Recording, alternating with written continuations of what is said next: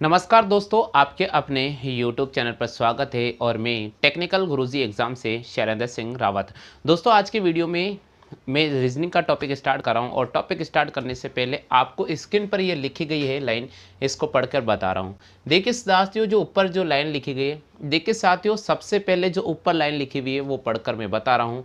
यहाँ पर लिखा गया रीजनिंग, इसके बाद लिखा गया BSTC, फिर लिखा गया PTT, फिर लिखा गया पुलिस भर्ती, फिर रेलवे, पटवारी, SSC, बैंक। इसका मतलब क्या है? इसका मतलब ये है, हम लोग जब टॉपिक अपडेट करते हैं हमारे पास कमेंट आते हैं कि सर पटवारी क्लास कब लगेगी, सर SSC की रीजनिंग कब लगेगी, सर पुलिस की रीजनिंग कब लगेगी। भाई बात एक ही है, रीजनिंग का जो टॉपिक है सब में, जितने भी आप भर्ती परीक्षा एग्जाम दे रहे हो सब में कॉमन है, ठीक है। तो आज का ये टॉपिक है दोस्तों, coding decoding. Coding decoding, coding decoding. अभी तक तो मैंने जो टॉपिक कराए थे मैं डायरेक्ट क्वेश्चन उठाता था, ठीक है, प्रश्न लिखता था, आंसर हल करवाता था। लेकिन जिनके बार बार ये टॉपिक पढ़ा हुआ वो तो सब सही देते थे, लेकिन जो छात्र बिल्कुल भी कभी किसी आज तक रीजनिंग का नाम ही नहीं सुना है, उनको फिर वो प्रश्न बिल्कुल भी समझ में नहीं आते थे। तो हम इस YouTube वीडियो को वापस शुरू से रिस्टार्ट कर रहे हैं और हमारा उद्देश्य है बेसिक लेवल लेना। बेसिक का मतलब है जो छात्र पहले बार हमारा वीडियो देखे तो उसे सब कुछ समझ में आए। जो छात्र पहली बार कोचिंग में दाखिला ले रहा है तो उसे जब कोचिंग के अंदर सब कुछ समझ में आए, ठीक उसी प्रकार जब वो पहले बार हमारे वीडियो के अंदर आ रहा है, पहले बार हमारे वीडियो को देख रहा है, तो उसे सब कुछ 100% समझ में आ जाए। इसको बोलते हैं बेसिक। बेसिक इसको कहते हैं कि आपको मैंने पढ़ाया है आज और आपको पूरा समझ में आ गया, तो वो होता है बेसिक, ठीक है।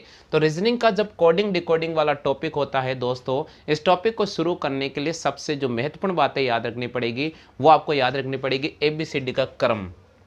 देखिए मित्रों, सबसे पहले लिखना आपको A, इसके नीचे आप 1 लिखो, फिर लिखा मैंने B, इसके नीचे 2, फिर C, यहाँ पर लिखा 3, इसी प्रकार D, यहाँ लिखा 4, E, यहाँ लिखा 5, F, यहाँ लिखा 6, G, यहाँ लिखा 7, H, यहाँ लिखा 8, I, यहाँ पर लिखा 9, J, यहाँ लिखा 10, K, यहाँ लिखा 11, L, यहाँ लिखा 12, M, यहाँ लिखा 13।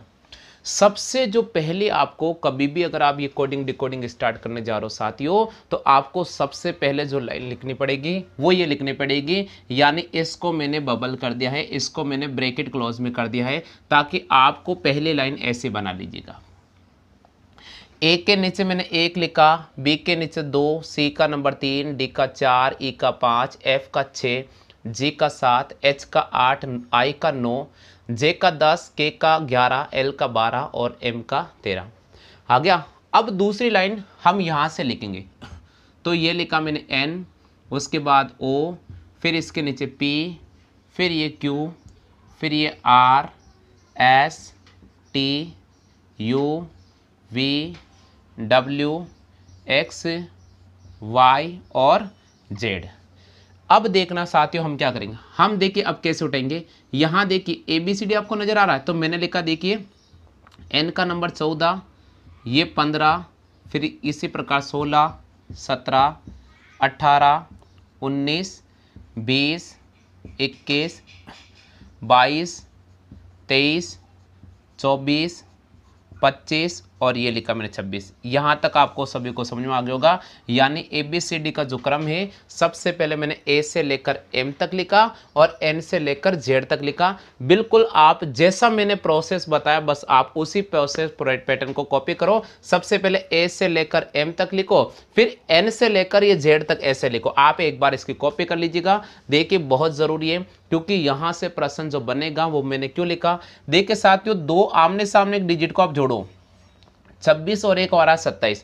इसी प्रकार 25 और 2 27, 24 और 3 27, 23 और 4 27, 22 और 5 27, 21 और 7 6 27। यानी सबका जो क्रम है आमने सामने का पैटर्न है ये, और आमने सामने का पैटर्न में ये काम आएगा। इसलिए कई बार अंकों से संबंधित प्रश्न बनता है, कई बार क्रम पर आधारित प्रश्न बनता है, इसलिए मैंने ABCD भी लिख दिया और इनके नीचे इनका जो डिजिट नंबर है वो भी लिख दिया है। तो आप सबसे पहले इसकी कॉपी जरूर कर लीजिएगा। अभी इससे संबंधित अपन प्रश्न करेंगे, सब कुछ क्लियर हो जाएगा। सभी से मेरा रिक्वेस्ट है कि आप एक खाली पेपर ले लीजिएगा और हाथ में पेंसिल जरूर ले लीजिएगा और सबसे पहले आप ABCD उतार लो, जिस प्रकार मैंने ऊपर उतारी है उसी प्रकार आप खाली पेपर के ऊपर ABCD लिख लो। तो मैंने सबसे पहले A से लेकर M तक लिखा। ध्यान रखना पहली लाइन A से M तक चलेगी, तो देखिए A B C D E F G H I J K L M, फिर N O P Q R S T U V W X Y Z, यानी हमें A से लेकर M तक लिखना है, फिर N से लेकर Z तक लिखना है। अब मैं एक एक प्रश्न सब कराऊंगा और सब कुछ क्लियर हो जाएगा, ठीक है। तो दोस्तों जैसे पहला प्रश्न मैं स्क्रीन पर लिख रहा हूं, पहला प्रश्न क्या है? पहला प्रश्न है किसी भी सांकेतिक भाषा में, किसी भी सांकेतिक भाषा में, किसी भी सांकेतिक भाषा में, किसी भी सांकेतिक भाषा में रावत को RAWAT, किसी भी सांकेतिक भाषा में रावत को IZD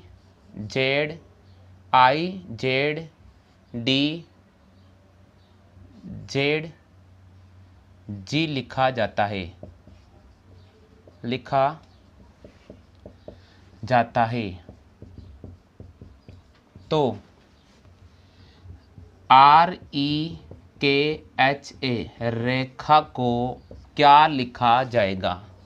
रेखा को क्या लिखा जाएगा?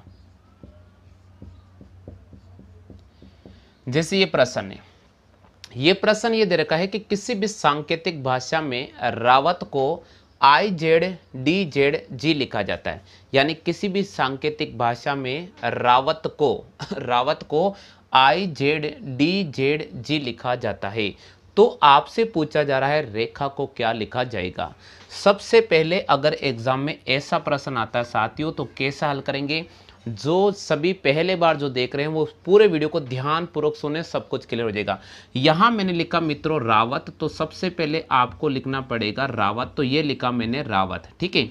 अब रावत के बाद बराबर का चिन्ह लगा दो और जो आपको दे रखा है IZ, आप इसको यहां लिखो IZDZG। एक बार आप यहां लिख दो और एक बार आप इसके नीचे लिखो IZDZ और G। एक बार यहां लिखो और एक बार यहां लिखो और इस देखो इधर लिखा तो यू एरो कर दिया और इधर लिखा तो यू एरो कर दिया।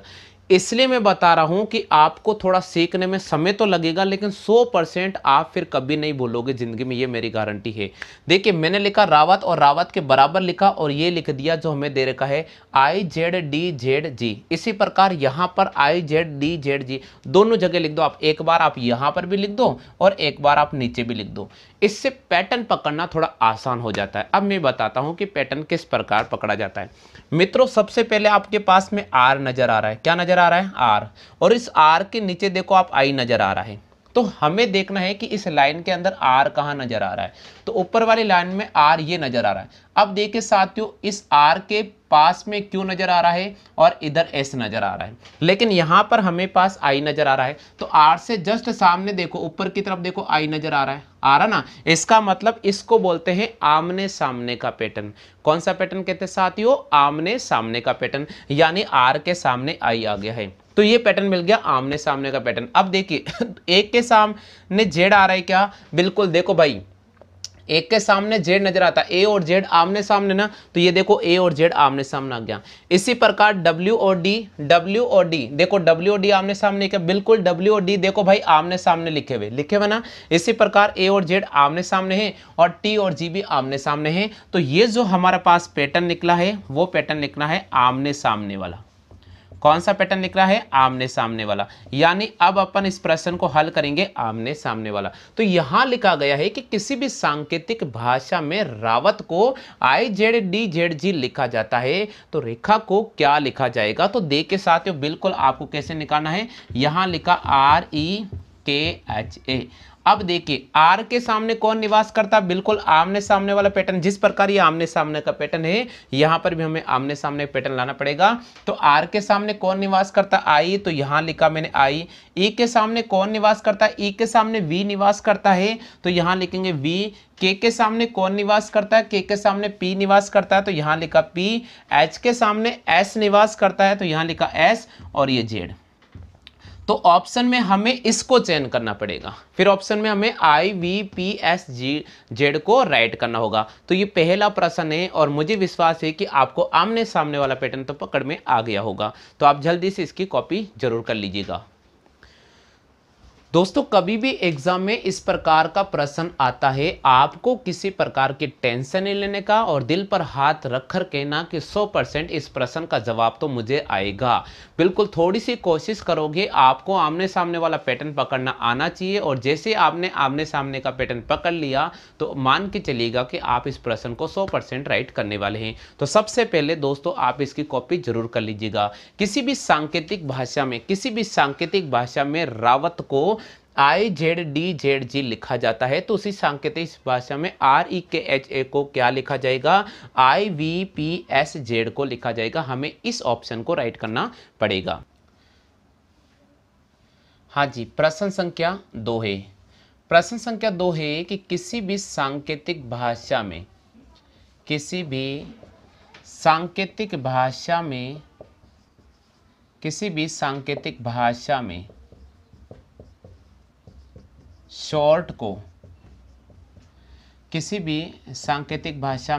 शॉर्ट को ITOUS लिखा जाता है। तो GUDDU गुड्डू को क्या लिखा जाएगा, गुड्डू को क्या लिखा जाएगा। बिल्कुल यहां पर प्रश्न दे रखा है कि किसी भी सांकेतिक भाषा में शॉर्ट को ITOUS लिखा जाता है, तो गुड्डू को क्या लिखा जाएगा। अब दोस्तों अगर एग्जाम में ये प्रश्न आ जाता है तो आप कैसे हल करोगे, इसका भी मैं आपको बहुत आसान पैटर्न दे रहा हूं। सबसे पहले दोस्तों आपको जो दे रखा है वो दे रखा है शॉर्ट, तो मैंने लिखा SHORT। अब शॉर्ट को क्या लिखा गया है, ITOUS, तो जो लिखा गया वो लिख दीजिए। यानी किसी भी सांकेतिक भाषा में शॉर्ट को ITOUS लिखा जाता है, तो यहाँ ITOUS लिख दिया। अब आपसे पूछा जा रहा तो एक बार तो आपको यहाँ रखना है और एक बार आप इसके नीचे लिखो ITOUS। ये देखिए अब देखना होगा सबसे पहले साथियों कि हमें पैटर्न किस प्रकार पकड़ना होता है, वो आसान सा तरीका होता है। सबसे पहले हमें इस तरफ फोकस करना पड़ेगा, यानी ये आमने सामने वाले पैटर्न को पकड़ना सीखो। तो एस और यहाँ पर आई नजर आ रहा है एस और यहाँ एस के बगल में कौन नजर आ रहा है, आई नजर आ रहा है। तो देखिए मित्रों यहाँ एस है लेकिन यहाँ आई थोड़ा दूर, आमने सामने वाला पैटर्न में तो एस के सामने एच आता है। कौन आता है, एस के सामने एच आता है। तो यहाँ एस के सामने एच तो बिल्कुल भी नहीं है, यानी आमने सामने वाली कंडीशन तो यहाँ लागू नहीं हो रही है। तो जब आमने सामने वाली कंडीशन नहीं लागू होती है तो हमें दाएं बाएं देखना पड़ता है, यानी पास की संख्याओं को देखना पड़ता है। तो देखिए साथियों एस के बगल में टी निवास करता है। बिल्कुल देखो मित्रों एस के बगल में टी निवास करता है और +1 पे निवास करता है। कहाँ निवास करता है, +1 पे निवास करता है। तो ये लिखा मैंने +1, यानी एस से +1 जाओगे तो टी आ जाएगा। इसी प्रकार एच से +1 जाओगे तो आई आ जाएगा। ये एच से +1 गया, आई आ गया। देखो साथियों ओ को मैंने ओ लिखा है। इसी प्रकार आर से +1 जाओगे तो एस नजर आएगा और टी से +1 जाओगे तो हमारे पास यू नजर आएगा। आगे सभी को अब थोड़ा इसको बड़ा कर देता हूं ताकि आपको सबको समझ में आ जाएगा। देखो साथियों सबसे पहले जो हमें दे रखा शॉर्ट, तो मैंने लिखा SHORT शॉर्ट। अब शॉर्ट के नीचे मैं लिखूंगा ITOUS एस। सबसे पहले मैं देखूंगा कि क्या इसमें आमने सामने का नियम लागू हो रहा है। एस के सामने आई नहीं रहता है, एस के सामने तो एच रहता है। जब आमने सामने वाला पैटर्न लागू नहीं हुआ तो हमें दाएं बाएं वाला पैटर्न यूज करना पड़ेगा। दाएं बाएं का मतलब होता है कि एस के पास में कौन सी संख्या इसमें नजर आ रही है। तो देखिए साथियों, एस के बिल्कुल बगल में टी नजर आता है और बगल में आर नजर आ रहा है। तो देखिए मित्रों, यहां पर दाएं देखोगे तो देखो आप पीछे तिरछा देखो, एस से बगल में टी नजर आता है, यानी +1 चला तो यहां पर टी नजर आ गया। इसी प्रकार h से +1 चला तो मेरे पास यहां पर i नजर आ गया। देखो h से +1 चलेंगे तो हमारे पास i नजर आ रहा ना समझ में। इसी प्रकार देखो o को इसने o ही लिखा है, यानी o का स्थान इसने बिल्कुल भी चेंज नहीं किया है। r से +1 चलेंगे तो हमारे पास s आ जाएगा। देखो भाई r से +1 पर s आता है। देखो ऐसा नहीं आप पीछे चले जाओ, ये मान बढ़ रहा है। देखो 1 से लेकर 13 और 14 से लेकर 26 तक ये मान बढ़ रहा है, तो +1 और t से +1 गया तो u आ गया। अब इसी प्रकार हमें शब्द का निकालना है गुड्डू का, तो यहाँ लिखूंगा मैं GUDD और U, इसका निकालेंगे। तो देखिए साथियों, यहाँ से बिल्कुल इसी पैटर्न को यूज करना है। यहाँ से +1 तो यहाँ से तिरछा लिखेंगे, यहाँ से G से +1 चलेंगे तो G से +1 अगर अपन चलते हैं तो H नजर आता है, तो इस U के नीचे मैंने H लिखा है। इसी प्रकार U से +1 चलेंगे तो U से +1 पर V नजर आता है, तो यहाँ तिरछे में मैंने V लिखा है। ठीक है, तिरछे मैंने क्या लिख दिया है, तिरछे मैंने V लिख दिया है। इसी प्रकार D को मैं ऐसा कैसा रखूंगा, तो ये D को मैंने ऐसा कैसा रखा है। फिर D से +1 चलेंगे तो E आ रहा है, तो तिरछे में अपन इसके नीचे E लिखेंगे और U से वापस V लिखेंगे। इसका मतलब ये हो जाएगा VHDVE। इसका आंसर हो जाएगा VHDVE। जल्दी से आप इसकी कॉपी कर लीजिएगा। ENSION। देखो 1 2 3 4 5 6 7 8 9 1 2 3 4 5 6 7 8 9। डायमेंशन को क्या लिखा जाएगा, डायमेंशन को क्या लिखा जाएगा। साथियों, अगर एग्जाम में ये प्रश्न राउंड होगा तो कैसे हल करेंगे, बहुत ही महत्वपूर्ण प्रश्न है। सबसे पहले अगर आपको ये प्रश्न आता है तो आप जवाब दे सकते हैं, बहुत महत्वपूर्ण प्रश्न है। अगर आता है तो आप बिल्कुल कमेंट कर दीजिएगा जी। प्रश्न का जो लैंग्वेज है, अगर आप प्रश्न का लैंग्वेज है किसी भी सांकेतिक भाषा में, प्रश्न का लैंग्वेज है किसी भी सांकेतिक भाषा में डिजायरेबल को ZTFEQFMC भी लिखा जाता है, तो आपसे पूछा जा रहा है डायमेंशन को क्या लिखा जाएगा। सबसे पहले हम जो भी हमें दे रखा वो लिख दीजिएगा। मुझे दे रखा है कि DESIRABLE, बिल्कुल, और इसके नीचे आप ये लिख दीजिएगा ZTFEQFMCB। जो दे रखा बस वैसा का वैसा लिख दो, किसी प्रकार से कोई टेंशन नहीं लेने का, बिल्कुल सब कुछ क्लियर हो जाएगा। देखो मित्रों, एक पैटर्न पकड़ने का तरीका मैं आसान से बताता हूँ। सबसे पहले हम पैटर्न कौन कौन से फॉलो कर सकते हैं उसके बारे में बता देता हूँ। आपको D के सामने J नजर आ रहा है, D के सामने J नजर आ रहा है, तो यहाँ D के सामने मैंने J लिखा। ठीक है, हो गया क्लियर। तो D के सामने J देखो तो भाई D के सामने तो W नजर आ रहा है, और अगर अपन D से J जाते हैं तो 1 2 3 4 5 6, यानी +6 जाते हैं तो हमारे पास J नजर आता है। देखो D के बाद 1 2 3 4 5 6, यानी अगर D से मैं +6 चलूंगा तो मुझे J नजर आ जाएगा।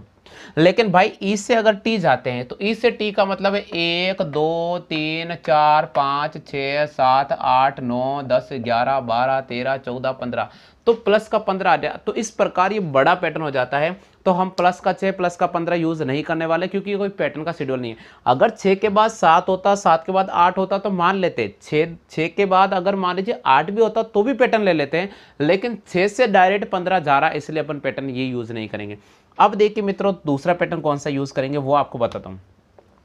D के पास में कौन सी संख्या जो यहां नजर आ रही है, तो देखिए साथियों D के पास में F नजर आ रहा है, बिल्कुल D से +2 चलते हैं तो F नजर आता है, तो ये +2 वाला चिन्ह मैंने यहां लगा दिया।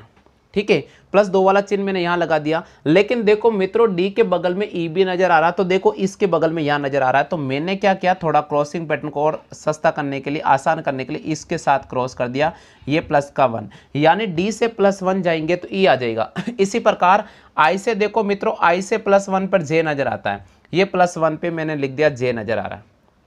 ई से +1 चलोगे तो एफ नजर आएगा और एस से +1 चलोगे तो टी नजर आएगा। तो इसको बोलते हैं क्रॉसिंग पैटर्न, यानी ऐसा जब क्रॉस हो रहा है तो इसको जो हम कहते हैं वो क्रॉसिंग पैटर्न कहते हैं। तो ये क्रॉस हो गया, ये क्रॉस हो गया। अब 1 2 3 4 में से क्रॉस हो गया, यहां पर 1 2 3 4 5 दे रखा है, तो अंतिम 4 को उठाते हैं। ए से देखो भाई क्रॉस हो रहा बी, बिल्कुल। इसी प्रकार ई से क्रॉस हो रहा एफ, बिल्कुल। बी से क्रॉस हो रहा सी, और ये क्रॉस हो गया। यानी +1 चल रहा है, लेकिन क्रॉसिंग पैटर्न में यूज लिखा गया है। आर और क्यू का फंडा पकड़ लेते हैं। आर से +1 चला तो ये आर से +1 क्यू, ऐसा कैसा रहेगा। आगे सभी को समझ में। हमें डायमेंशन का निकालना, तो डायमेंशन का कैसे निकालेंगे, यहां देखिए आप मैंने लिखा DIMENSION,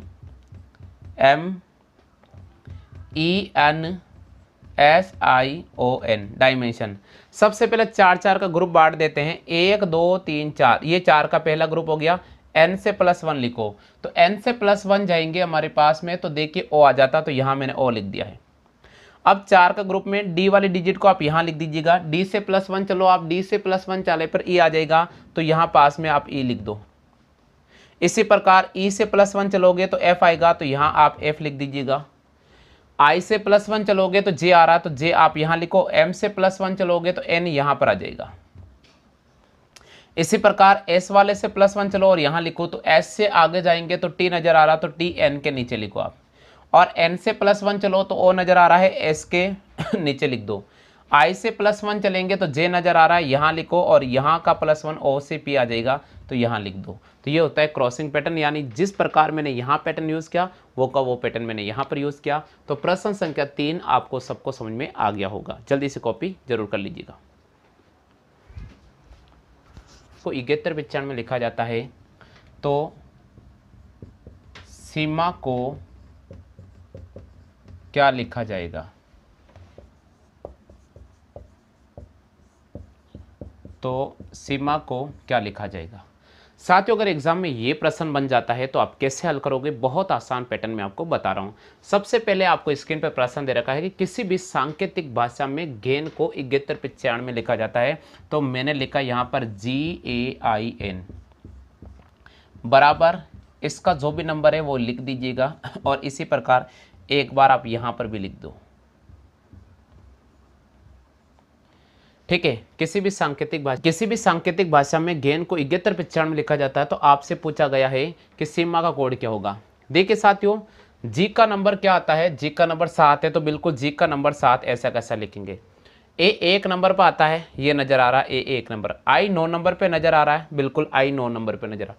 अब एन की बात करते हैं, तो n के 5 नंबर थोड़े आता है भाई। देखो n का जो नंबर है 14 है, तो इसका मतलब उसके अंकों का योग करना पड़ेगा। n का जो नंबर है वो 14 है, तो आप 4 और 1 को जोड़ो, कितना हो गया 5, तो यहां पर हो गया 5।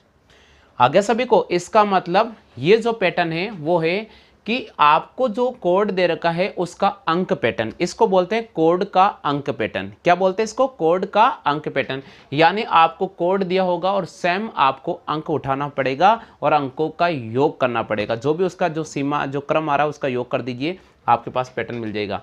तो आपसे पूछा गया है सीमा का कोड क्या होगा, आपसे पूछा गया सीमा का कोड क्या होगा, तो मैंने लिखा SIMA, ये पूछा गया है। तो सबसे पहले देखिए S का नंबर कितना होता है, S का नंबर 19 हो रहा है, तो मैंने यहाँ 19 लिखा।